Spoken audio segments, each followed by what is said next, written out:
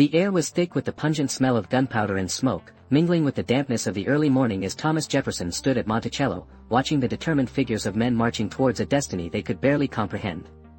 The faint clang of swords echoed like a heartbeat against the backdrop of a world teetering on the brink of change, every footfall resonating with urgency. The sun hung low in the sky, casting a golden hue that barely penetrated the thick haze, its heat palpable against Jefferson's weathered skin. As he surveyed the landscape, a mix of anxiety and resolve gripped his heart. The Revolutionary War had claimed countless lives, and the bitter scent of loss was inescapable. The cries of families mourning their sons echoed in the distance, mingling with the sounds of drums and cannon fire that punctuated the air with rhythm and fear. Jefferson's mind raced, his thoughts a chaotic whirl of possibilities and responsibilities. Holding the quill tightly, he could almost feel the weight of the parchment that would come to define a nation, the Declaration of Independence, a declaration of principles that would forever alter the course of human governance. "Let us take this leap, my friends," Jefferson would later say, addressing his fellow patriots. "We must be willing to risk our lives and fortunes so that future generations can live free." His voice, steady yet imbued with an undercurrent of urgency, instilled hope in the hearts of those gathered.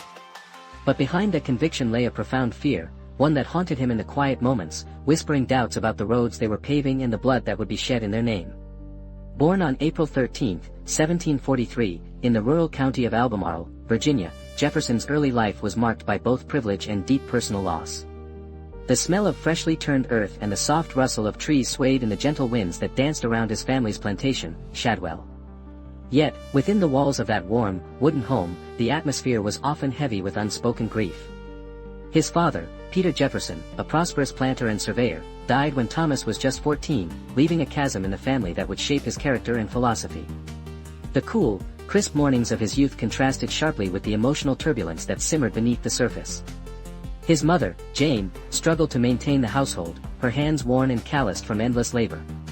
Thomas felt the weight of responsibility settle on his shoulders at an early age, shaping his ardent belief in self-governance and the rights of individuals.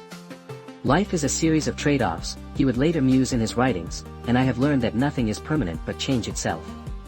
These formative experiences of loss and responsibility forged Jefferson's relentless drive for independence, both personal and political, setting the stage for his future as a founding father. As Jefferson entered his 20s, his journey was fraught with obstacles that would have broken a lesser man. The crisp autumn air of 1764 brought him to the College of William and Mary, where he immersed himself in the study of law, philosophy, and sciences. Yet, beneath the facade of diligent scholarship, he felt the weight of societal expectations pressing down on him like the humidity of a Virginia summer. It was during this time that he faced his first significant failure. An ambitious proposal for a new legal code for Virginia fell flat among the more established members of the bar. He stood before his peers, sweat trickling down his back, his heart pounding as he presented his ideas. "We must forge a new path for justice, one that reflects the dignity of every human being," he proclaimed, his voice quivering slightly with suppressed emotion. But instead of applause, he was met with silence and dismissive glances. The stench of defeat mingled with the musty air of the auditorium, and he left feeling like a ghost in a room full of living men. It was a pivotal moment, one that left him questioning his abilities and purpose.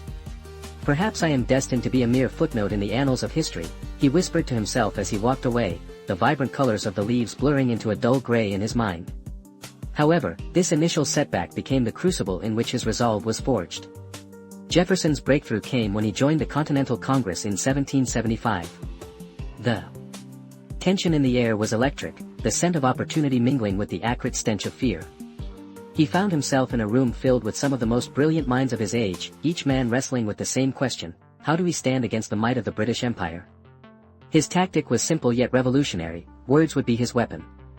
In June 1776, he was appointed as the principal author of the Declaration of Independence. He spent long nights at his writing desk, where the smooth surface of the mahogany felt cool beneath his fingers as he penned thoughts that would resonate through centuries. The rich aroma of ink filled his nostrils as he scribbled furiously, driven by the weight of the task at hand. "Consider the consequences of our inaction," he stated passionately at a gathering of Congress, his voice steady yet filled with fervor. "It is our duty to proclaim the right of the people to alter or to abolish it, and to institute new government." His words resonated, echoing off the wooden beams of the meeting hall like a clarion call to arms.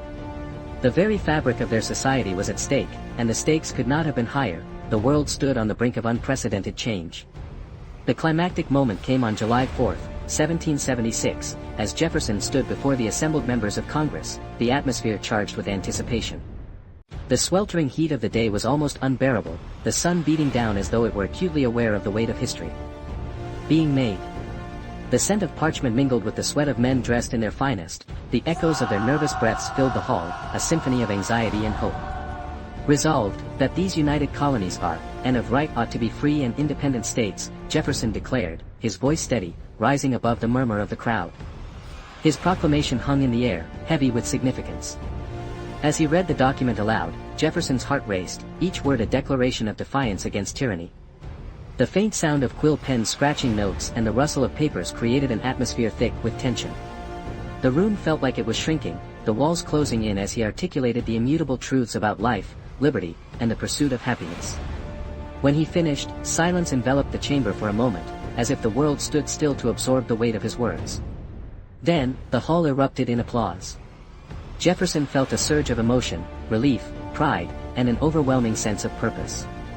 It was a pivotal moment that would galvanize a nation, a declaration that would resonate through the ages. Yet, the path to independence was fraught with peril. The very principles Jefferson championed would soon be challenged by internal strife and external enemies. The British counteroffensive came swiftly, and with it, the realization that the fight for independence would require not just words but blood, sweat, and sacrifices. The aftermath of the Declaration saw Jefferson grappling with the complexities of governance.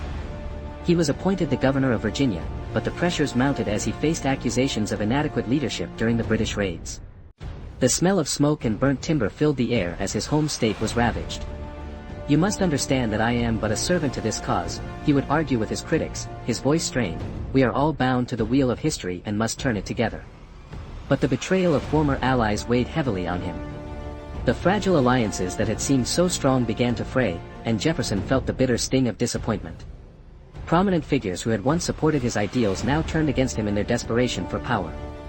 The isolation was palpable. At times, the only sound in his empty chambers was the soft creak of the wooden beams overhead, a constant reminder of his solitude. As the dust settled after the war, Jefferson emerged as the third President of the United States, a period marked by irony and complexity. He had fought for liberty, yet his ownership of slaves stood in stark contrast to his ideals. "All men are created equal," he proclaimed in the Declaration, yet the reality of his life revealed the paradoxes inherent in human nature. Reflecting on his life, Jefferson once stated, "I like the dreams of the future better than the history of the past." This sentiment resonates with the duality of his character, a man who championed enlightenment yet struggled with the very foundations of his own beliefs. In his later years, Jefferson dedicated himself to education and the pursuit of knowledge, founding the University of Virginia, where he sought to instill the principles of democracy and enlightenment in the next generation. His legacy remains a conundrum, a brilliant architect of freedom intertwined with the complexities of human flaws. Through the pages of history, Jefferson's journey serves as a poignant reminder of the profound struggles and contradictions inherent in the pursuit of liberty. His life encapsulated the essence of the American spirit, a relentless quest for self-improvement and the belief that every generation could rise above the shortcomings of the past. In closing, Thomas Jefferson's life was not just a series of historical events but a reflection on the human condition, a tapestry woven with threads of triumph, failure, hope, and conflict. His story urges us to confront our own contradictions and inspires us to strive for a better tomorrow, echoing the ideals of freedom and democracy.